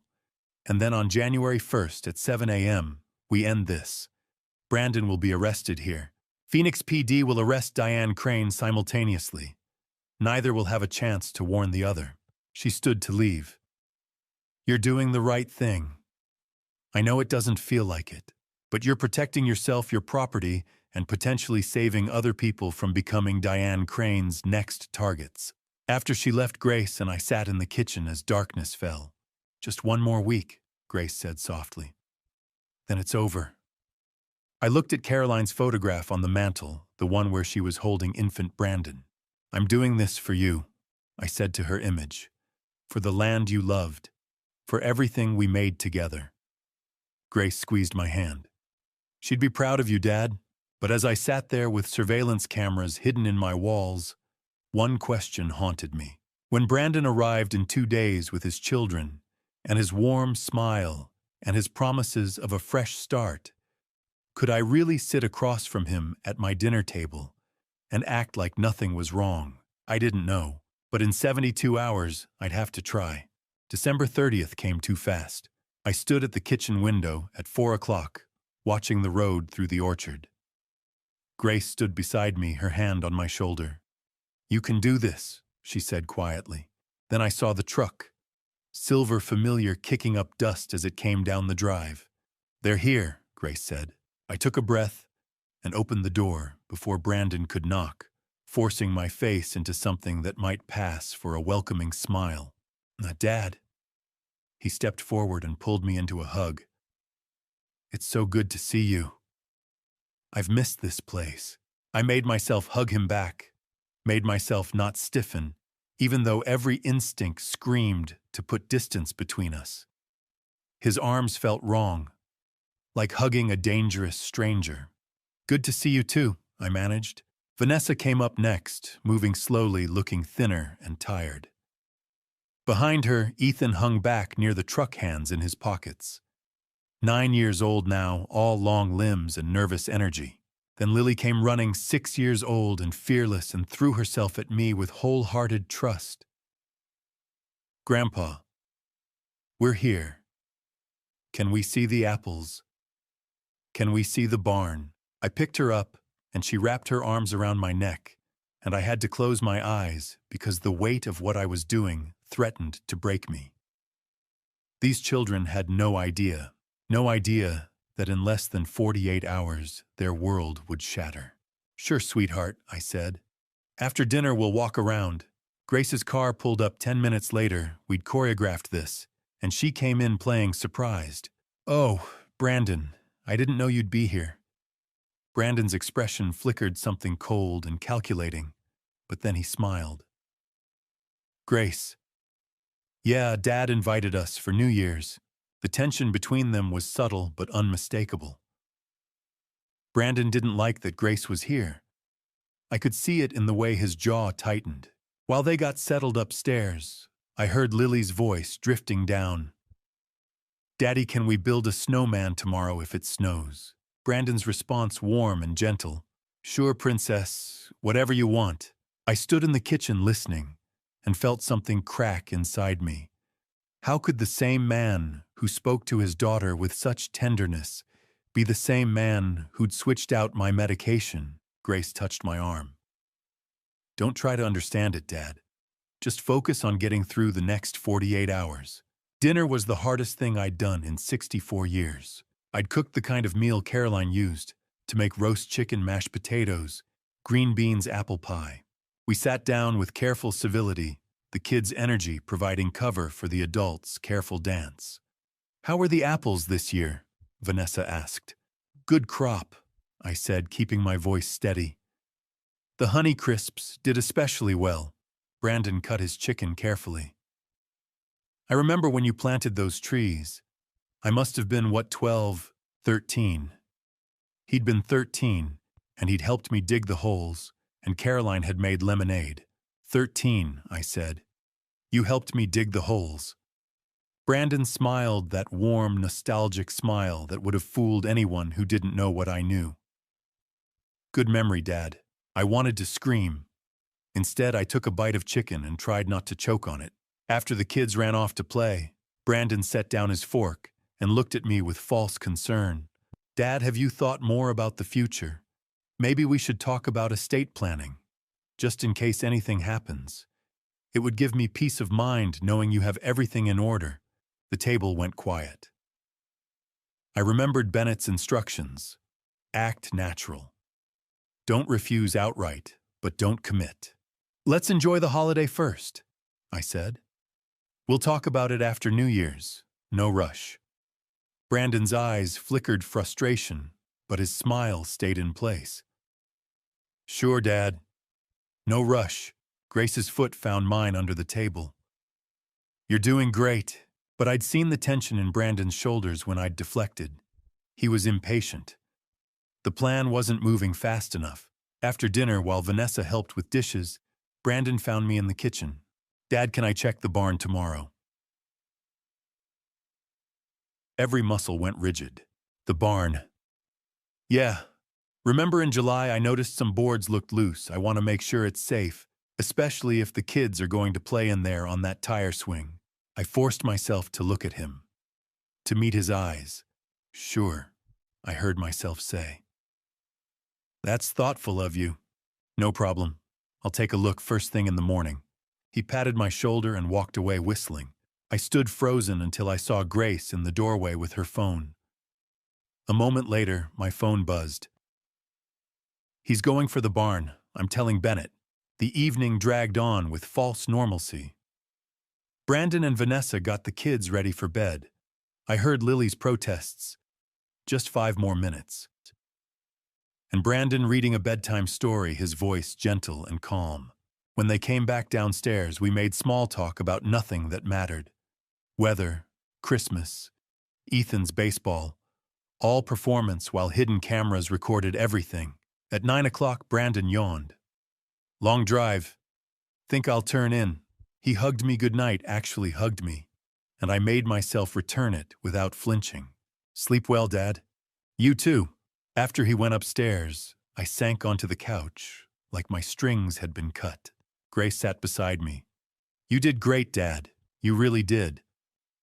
I don't know if I can do this for 2 more days. I said, my voice rough, pretending I don't know what he's planning. You can, because you have to. Because in 48 hours, this will be over. Brandon will be arrested. Diane Crane will be arrested. And you'll be safe. I looked at Caroline's photograph. I'm doing this for you, I whispered. For the land you loved. I hope you understand why. Grace squeezed my hand. She does, Dad. But as I climbed the stairs that night, passing the closed door where my son slept peacefully, I couldn't shake one terrible thought. What if something went wrong? What if Bennett's plan failed? What if Brandon succeeded before we could stop him? I locked my bedroom door, something I'd never done before, and lay awake in the dark, listening to the house settle and the winter wind, wondering if I'd see another sunrise, wondering if my son would let me. If you're still watching, here's a question type 1. If you think Tom should confront Brandon directly tonight, or 2, if he should wait for the hidden cameras to catch him in the act. A gentle note: what comes next includes some creative storytelling choices. If that doesn't sit well with you, this is your moment to step away. Morning came slowly, like even the sun didn't want to face what the day would bring. I'd barely slept. Every sound in the old house seemed amplified. Around 5 a.m., I gave up and went downstairs to make coffee, sitting at the kitchen table in the dark. By 9, Vanessa was making pancakes, humming cheerfully, completely unaware. Ethan and Lily sat coloring, excited about midnight fireworks. Brandon came down last, showered and smiling. "Morning, Dad. Sleep okay?" I forced myself to meet his eyes. Well enough. He poured coffee, leaned against the counter. "I'm going to check that barn board this morning. Get it taken care of before the kids start playing out there." My heart stopped. This was it. My back's been acting up. I said exactly like Bennett had coached me. "You go ahead. Just be careful." "No problem, Dad. Won't take long." He headed out toward the barn. The clock read 10:15. I sat with Grace, a plate of pancakes in front of me that I couldn't eat. Grace's hand found mine under the table, squeezed once. Hard. 25 minutes passed. At 10:35, Brandon came in, brushing sawdust off his jeans, looking pleased. "All fixed, Dad. Board's solid now. Should be safe for the kids." Thank you," I managed. Grace's phone buzzed. She looked down, relief crossed her face. Later, she whispered, "Bennett got it. All of it. She'll come tonight to show us the footage." The afternoon dragged. Brandon took the kids to the ridge, playing the loving father. Vanessa helped me prepare dinner, making strained small talk. At 7 o'clock, Bennett slipped inside, carrying a tablet. "We need to talk. Somewhere private." In my study, she set the tablet on the desk. "You need to see this. So there's no doubt, no room for second-guessing yourself." She pressed play. The barn loft. Timestamp 10:17 a.m. Brandon appeared at the top of the ladder, glanced back toward the door, then moved to the third plank, the one I'd repaired last week. He pulled out a small crowbar. My breath caught. He knelt beside the board I'd fixed, wedged the crowbar underneath and applied pressure. The new nails groaned, lifted. He worked carefully until the nails were 3/4 out. Then he tested the board with his hand. Pressed down. It flexed but didn't break. He nodded, satisfied, and pulled out his phone. The camera caught the screen as he typed, "Trap reset. Tomorrow morning suggest we check barn together. Accident." And then he smiled. My son smiled while planning my end. A cold, satisfied smile I'd never seen before. He stood up, dusted off his hands, and climbed down like he'd just finished a routine repair job. The video ended. I couldn't breathe, couldn't speak. Grace took the tablet, finished watching. When it ended, she looked at me with tears streaming down her face. "Dad, we have him. We have everything we need." Bennett's voice was gentle but firm. This footage, combined with the counterfeit medication, the text messages, it's airtight. Tomorrow morning at 7 a.m., we arrest him. I nodded numbly, but all I could see was that smile. Dinner was a special kind of torment. I'd prepared a traditional New Year's Eve meal: roast beef, Yorkshire pudding, apple crisp. Brandon insisted on opening champagne, pouring glasses for everyone. He raised his in a toast. To new beginnings, to family, to fresh starts, and better years ahead. Everyone drank. I could barely swallow. All I could think was, he's toasting my passing. Then Ethan asked the question that nearly broke me. "Grandpa, what's your New Year's resolution?" I looked at my grandson and told him the truth. "To protect what matters most. Brandon raised his glass again. That's good, Dad. Family is everything, right? I looked at this man with my son's face who had become something I didn't recognize. Right. Everything. As midnight approached, we gathered around the television showing Times Square. Lily climbed onto my lap. Brandon stood by the window with his champagne glass. The crowd started counting down from 10. 10, 9, 8. Lily joined in, excited. I looked at Brandon. He turned and looked back at me, raising his glass. Dad, this year is going to be full of changes. Big changes. The double meaning hung in the air like poison. 4, 3, 2, 1, Happy New Year. Fireworks erupted across the valley. Grace came to me and whispered, "Almost over, Dad. Almost over." I stood up, unable to bear another moment. "I'm tired. I'm going to bed." Brandon turned from the window. "Night, Dad. Sleep well." Sleep well, like he cared. "You too," I said and left. In my bedroom, I pulled out my phone. A text from Bennett had come through at Midnight Lab, confirmed pills would have been lethal within 7 to 10 days. Officers in position. Arrest is at 7 a.m. Keep your door locked. This ends in 7 hours. 7 hours. 7 hours and Brandon would be in handcuffs. I looked at Caroline's photograph on my nightstand.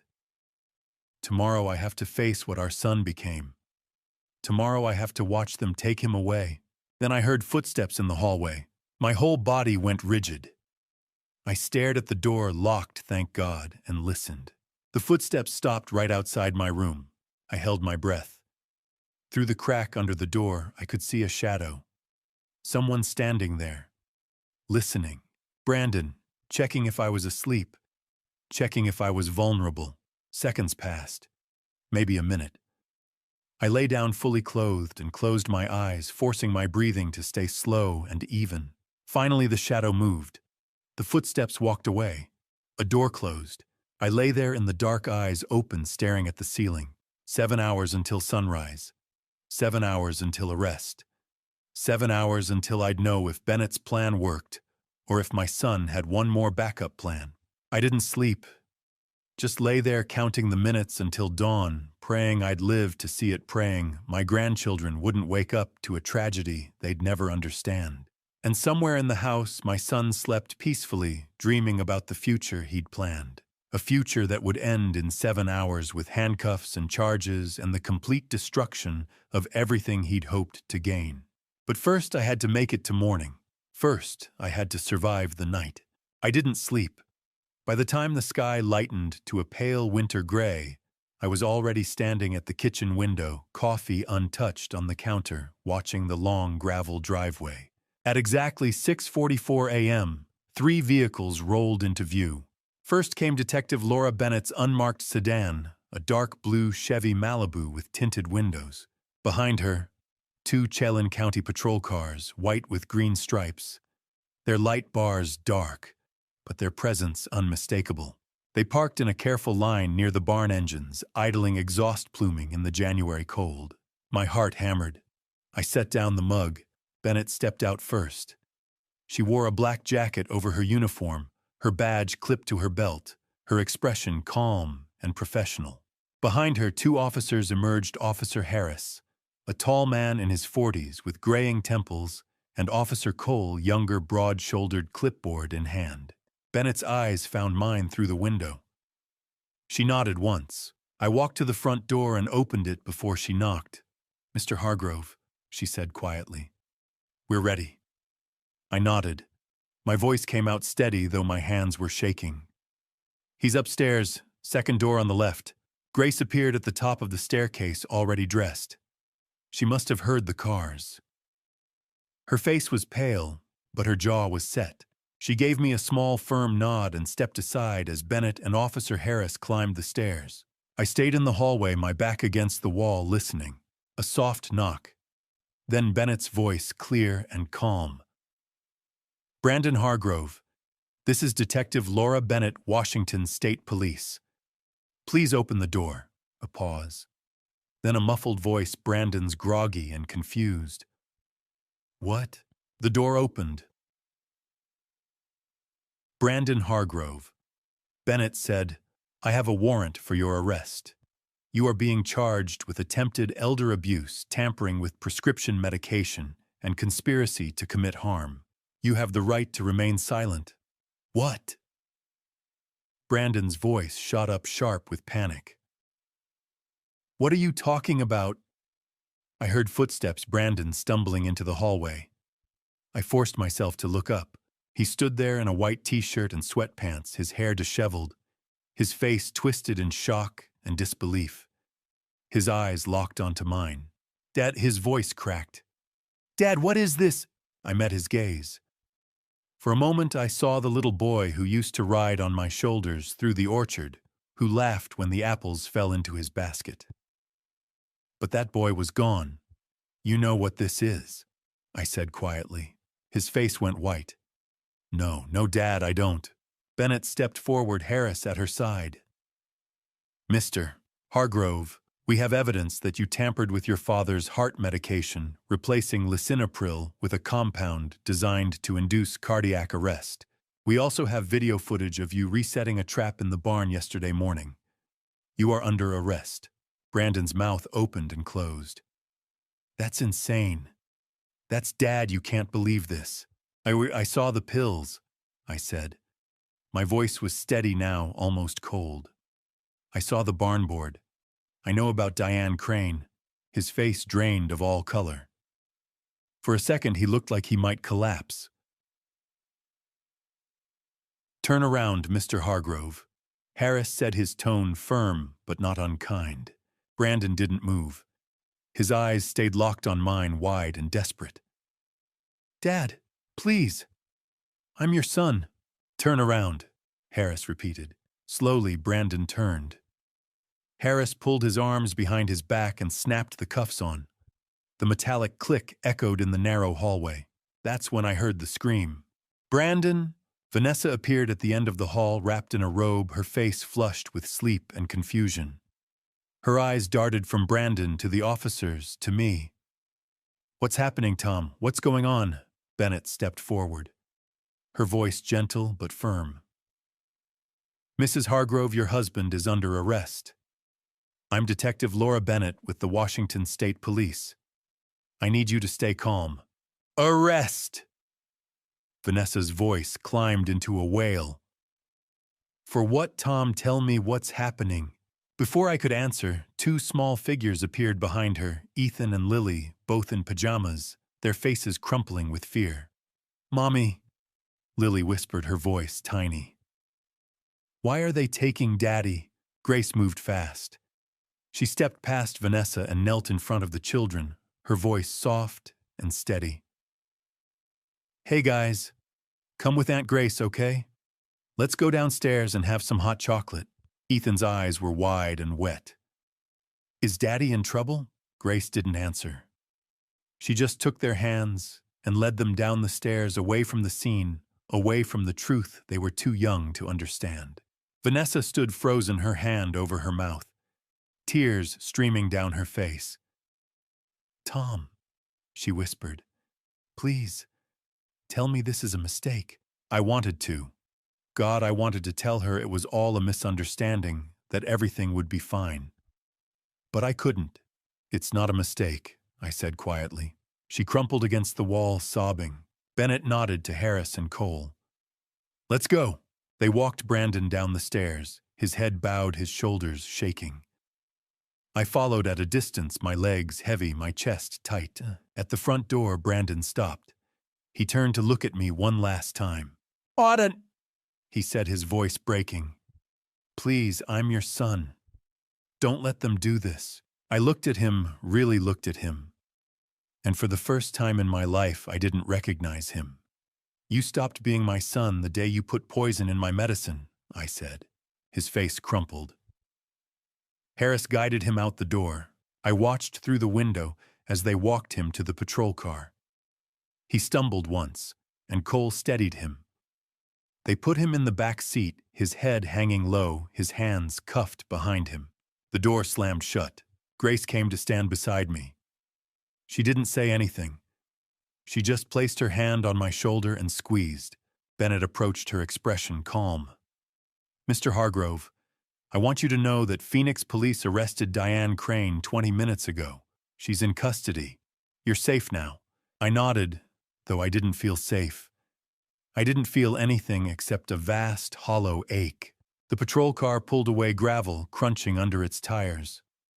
I watched until it disappeared around the bend, until the red taillights faded into the gray January morning. Behind me, I could hear Vanessa crying in the living room.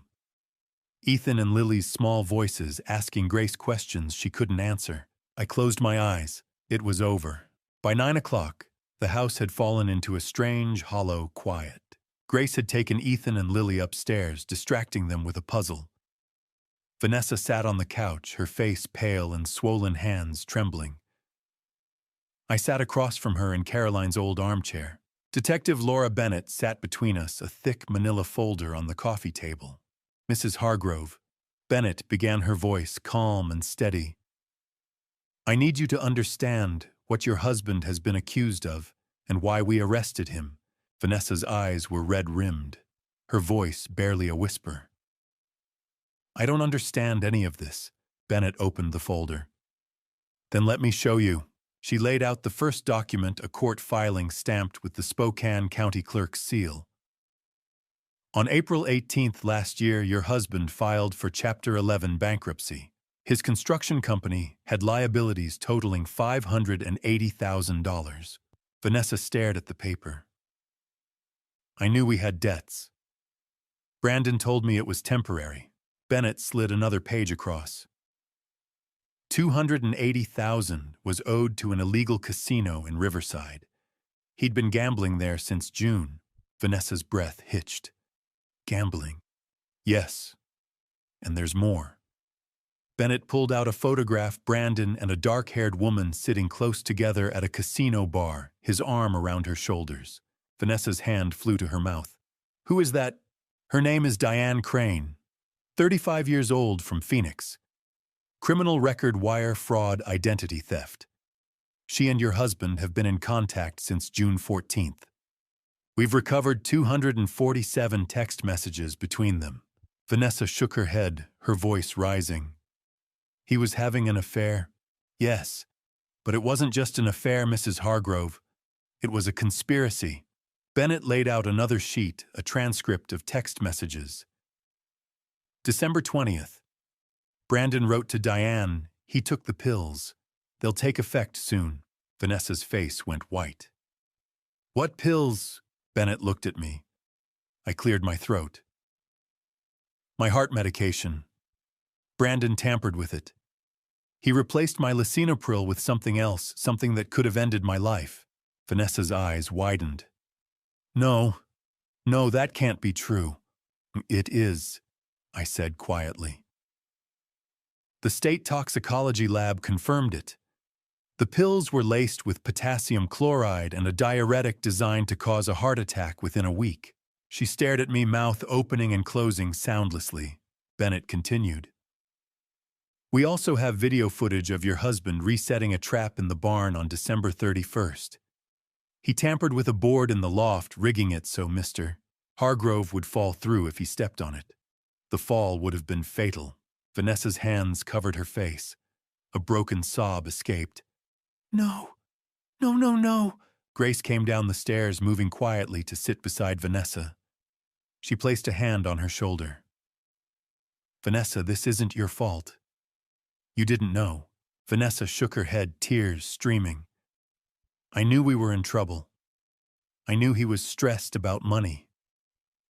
But I never thought... Her voice cracked. I never thought he could do this. Bennett slid one more document across another text message dated December 22nd. Diane to Brandon. If he lives past New Year, we'll use Plan B. You can't hesitate. Vanessa read it, her breath coming in short, shallow gasps. She looked up at me, eyes filled with anguish. Tom, I'm so sorry. I brought him into your life. I married him. I didn't see... Stop. I said, my voice firm but gentle. You couldn't have known. He hid it from all of us. She crumpled forward, shoulders shaking. Grace wrapped an arm around her. Bennett closed the folder. Mrs. Hargrove, your husband is being held without bail. The district attorney is pursuing charges of attempted elder abuse conspiracy to commit harm and tampering with prescription medication. Diane Crane has also been arrested in Phoenix. Vanessa lifted her head, her voice hoarse. What do I do? Bennett's expression softened. You take care of yourself and your children. You're not responsible for his choices. If you want to file for divorce and seek full custody, the state will support you. Vanessa nodded slowly. I'll take the kids and leave today. They don't need to see any more of this. That's a good decision, Bennett said. An hour later, Vanessa was upstairs packing. Grace helped while I stood in the hallway listening to the quiet shuffle of movement. Ethan and Lily came down the stairs, faces confused and tear-streaked. Ethan looked up at me, his voice small. Grandpa, why is Daddy in trouble? I knelt down slowly and looked into his wide, worried eyes. Your dad made some very bad choices. He did things that hurt people, things that weren't right. The police are making sure he can't hurt anyone else. Ethan's lip quivered. Did he hurt you? I hesitated, then nodded. He tried to. But I'm okay now. Lily stepped forward and wrapped her small arms around my neck. I love you, Grandpa, she whispered. My throat tightened. I hugged her back. I love you too, sweetheart. That will never change. Vanessa appeared at the top of the stairs with 2 suitcases. Her eyes met mine, filled with shame, sorrow, and something like gratitude. Thank you. For not blaming me, I stood lifting Lily into my arms. You didn't do this, Vanessa. He did. She nodded, tears slipping down her cheeks. Grace carried the bags to the car, while Vanessa herded the children outside. At the door, Ethan turned back one more time. Will we see you again, Grandpa? Anytime you want, I said, my voice breaking just a little. This will always be your home. He nodded, then followed his mother into the cold January morning. I stood in the doorway, watching their car pull away down the same gravel driveway that had swallowed the police cruiser just hours before. Grace came to stand beside me. She didn't say anything. She just took my hand and squeezed. The house felt enormous and empty. But for the first time in months, it also felt safe. The winter sun had already dipped below the Cascade Peaks when Detective Bennett returned. Grace and I sat in the living room, a pot of coffee growing cold on the table between us. The house felt quieter than it had in weeks, emptier too, now that Vanessa and the children were gone. But the silence wasn't heavy anymore. It was just there. Bennett knocked softly before stepping inside a thick folder tucked under her arm. She looked tired, her jacket creased, but her eyes were sharp. Mr. Hargrove, Grace, she said, nodding to each of us. I wanted to walk you through the full forensic timeline before I file my final report. You deserve to understand exactly what your son planned and how close it came to succeeding. I swallowed hard and nodded. Grace reached over and squeezed my hand. Bennett sat down, opened the folder, and began. Let's start with July, she said, pulling out a printed map of the farm. Your son visited on the 23rd. According to your account, he spent time in the barn, supposedly checking for repairs. I nodded. He said the boards were loose. They were, Bennett said, but not by accident. We found crowbar marks on the support beam beneath the third board in the loft, 1 inch wide, consistent with a standard pry bar. The nails were lifted approximately 3/4 of an inch, reducing the board's load capacity from roughly 180 pounds to about 40. Grace's breath caught. 40 pounds! Yes. Bennett's voice was calm, clinical. You weigh 180 pounds, Mr. Hargrove. If you'd stepped on that board, it would have collapsed immediately. The fall is 12 feet onto concrete. For a man your age, the survival rate for that kind of impact is less than 30%. I felt the room tilt slightly. I'd walked past that board a dozen times. I'd stood on it checking the rafters the day before Brandon reset the trap. Bennett continued. We believe he tested the trap during his July visit, then waited to see if you'd fall on your own. When you didn't, he moved to Plan B. She pulled out another document, a pharmacy log.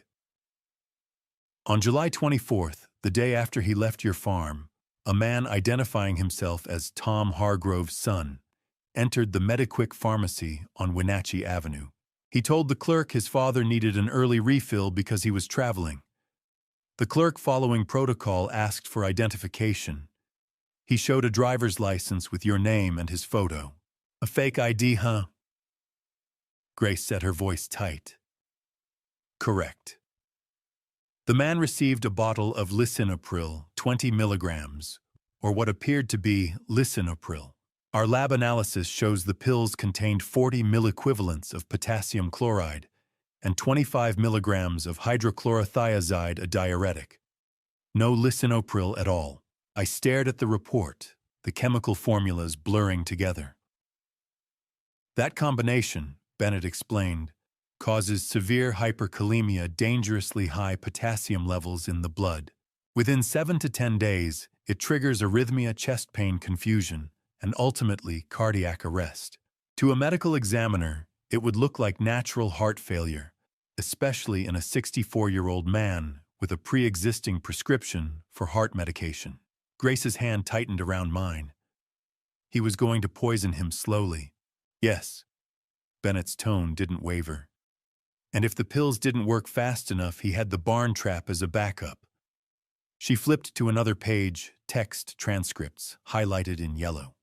On November 10th, Diane Crane sent your son detailed instructions. He needs to trust you. Be warm.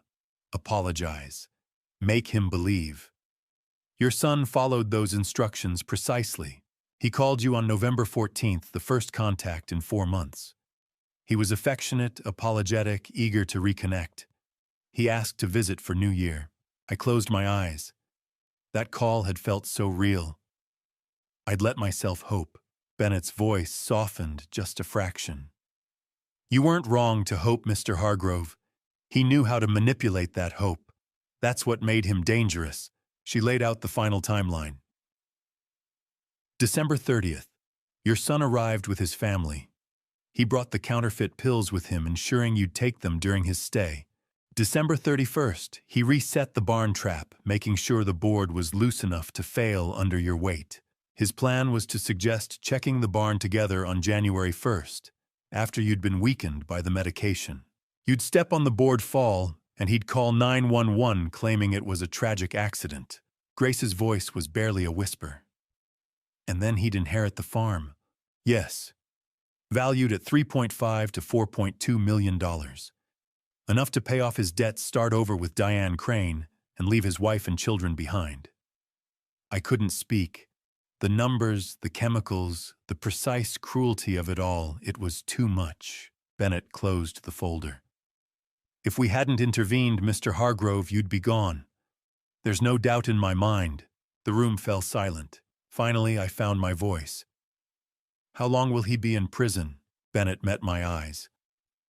Attempted elder abuse conspiracy to commit harm, tampering with prescription medication, in Washington state, that's 15 to 25 years.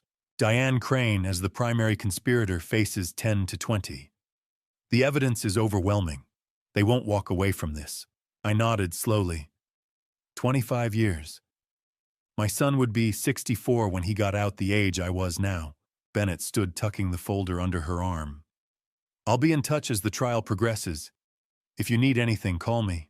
Thank you, I said, my voice rough. She nodded and left, her footsteps fading down the gravel drive. Grace and I sat in silence for a long time. Finally, she turned to me, her eyes red-rimmed. Dad, do you regret calling me? Do you wish you'd just let it go? I looked at her, this strong, fierce daughter who had dropped everything to protect me, who had held Vanessa while she wept, who had shielded her niece and nephew from a truth too terrible for children to bear. I never, I said. You saved my life, Grace. Her lip trembled. Mom would be proud of you for fighting back. I thought of Caroline, her laugh, her strength, the way she'd always believed people could change. She'd believed in Brandon, too. Maybe she still would have. But she would have wanted me to live. She'd be proud of you, too, I said quietly. Grace leaned her head against my shoulder, and we sat there together, watching the last light fade from the winter sky. The house was still empty, but it was ours. The morning after Detective Bennett left, Vanessa began packing. Grace and I helped carry suitcases down 2 large ones, backpacks for Ethan and Lily, a box of toys hastily taped shut. Vanessa moved through the house quietly, her face pale, hands never quite steady. Ethan and Lily sat at the kitchen table picking at toast. They were too young to understand what had happened, but they knew something was wrong. Vanessa set the last suitcase by the door. We're going to Portland. My sister lives there. She has a spare room and the schools are good. I nodded. That sounds like a good plan. I'm filing for divorce next week and petitioning for full custody. My lawyer says it won't be difficult given the circumstances. No, I agreed quietly. It won't be. Grace came down with the last bags. Car's almost loaded. Ethan walked over slowly, hands in his pockets. Lily followed, clutching a stuffed rabbit. Grandpa, are we going to see you again? Ethan asked, his voice small. My throat tightened. Of course you are. Anytime you want. This is your home, too. This land. I gestured toward the rows of bare apple trees. This is your heritage. It'll be here when you're ready. Lily's lip trembled. Is Daddy coming home soon? Vanessa knelt beside me, placing a hand on Lily's shoulder. Daddy's going to be away for a long time, sweetheart. He made some very bad choices, and he has to face the consequences. But Grandpa loves you, and Aunt Grace loves you, and I love you. That won't ever change. Lily threw her arms around my neck. I love you, Grandpa, she whispered. I love you too, sweetheart. Ethan's eyes were bright and hard. He looked older than 9. Mom says Daddy tried to hurt you. I met his gaze steady and honest. He did. Why? Sometimes people make terrible choices when they're scared or desperate. Your dad was both. But that doesn't excuse what he did. Ethan stepped forward and hugged me, brief and fierce. Vanessa's voice was quiet, but firm. I'll bring them back to visit when they're ready. I won't let what Brandon did destroy their relationship with you. You're their grandfather. That matters. Thank you, I said. Grace helped load the car. I stood on the porch with Vanessa watching the children climb into the back seat. Tom, thank you for not blaming me, Vanessa said. You didn't do this. He did. She nodded, tears slipping down her cheeks. Then she got into the car and pulled slowly down the gravel driveway. Grace and I stood side by side watching the car disappear. I lost my son, I said quietly. But I hope I didn't lose my grandchildren. Grace slipped her hand into mine. You didn't lose them, Dad. They'll come back. The house felt emptier than ever, but it was still ours. 3 months later, spring came to Wenatchee Valley. The apple trees bloomed in waves, first the early galas, then the Honeycrisps, then the Granny Smiths. 10,000 white petals unfurled beneath the Cascade Range, filling the air with sweetness. I walked the rows every morning, checking for frost damage, inspecting the grafts Grace and I had made in February. My knees ached, but I didn't mind. The work felt like living. In March, Brandon had accepted a plea deal. 18 years in state prison for attempted elder abuse conspiracy to commit harm and tampering with prescription medication. Diane Crane received 15 years. It's over, Mr. Hargrove, Detective Bennett had said. You're safe. I'd thanked her, but over wasn't quite the right word. The legal battle was done, but the wound was still fresh. Vanessa had finalized her divorce in February, with full custody of Ethan and Lily. True to her word, she brought them to visit once a month. Brief, careful visits where the children ran through the orchard and asked questions about apples and seasons. They didn't ask about their father. I didn't bring him up. Grace came every weekend. Together, we'd replanted damaged sections, repaired the barn, and installed a new security system cameras at every entrance, motion sensors along the driveway, a panic button beside my bed. I'd also rewritten my will. 60% of the farm would go to Grace with the condition that she maintain the orchard for at least 10 years. The remaining 40% would be held in trust for Ethan and Lily to be released when each turned 25. I joined a support group for elder abuse survivors, too. Once a week, we gathered and shared our stories. We didn't offer easy solutions, but we listened, and sometimes that was enough. One afternoon in mid-April, I stood in the center of the orchard, surrounded by white blooms. The sun was warm on my shoulders. A light breeze carried the scent of apple blossoms and fresh earth. The Cascade peaks still wore crowns of snow glittering against the blue sky. I thought of Caroline. She used to walk these rows with me every spring, her laughter bright as sunlight. She'd believed in second chances, believed people could change. She'd believed in Brandon, too. Maybe she would have forgiven him. Maybe in time I would, too. But forgiveness didn't mean forgetting. It didn't mean letting him off the hook. You were right, I said aloud. I trusted him too long, but in the end I trusted myself. I knelt and planted a new sapling, a young Honeycrisp, Caroline's favorite. Its roots were small and fragile, but they'd grow. In 10 years, it would bear fruit. In 20, it would stand tall and strong. It would outlive me. It would outlive Brandon's mistakes. That evening, Grace and I sat on the porch watching the sun sink behind the Cascades. Apple blossoms drifted on the wind, white as snow. "What are you thinking about, Dad?" Grace asked. I smiled. "I'm thinking your mother and I built something worth protecting. This land will outlive me. It'll outlive Brandon's mistakes. It'll be here for you, for Ethan, for Lily, and for you," Grace said softly. "For as long as you want it." I nodded. "For as long as I want it." 5 lessons I learned. Trust your instincts. If something feels wrong, don't ignore it. Document everything, dates, times, conversations. Seek help early. Don't wait until it's too late. Set boundaries with adult children. Love doesn't mean letting them take advantage. Forgiveness doesn't mean immunity. You can love someone and still keep yourself safe. The apple trees bloomed that spring as they always had, and I was still here to see it. I've had many months to think about everything that happened. When I walk through the orchard now, I realize this wasn't just a family story about land or money. It was a family story about trust, blindness, and the quiet warning signs we sometimes ignore. And if there's one thing I wish someone had told me sooner, it's this: don't wait until the danger becomes undeniable before you protect yourself. For years, I believed loyalty meant endless patience. I told myself that love meant giving chance after chance. But the truth is, love without boundaries can become a trap. My experience may sound like a dramatic dad revenge tale to some people, and maybe in a way it is. But the real lesson isn't revenge. The real lesson is responsibility, responsibility to protect your life, your dignity, and the people who truly care about you. If you take anything from this family story, let it be this: listen to your instincts. Write things down. Ask questions when something feels wrong. Don't let guilt silence you. A dad revenge narrative may make for gripping storytelling, but real life is about survival and wisdom.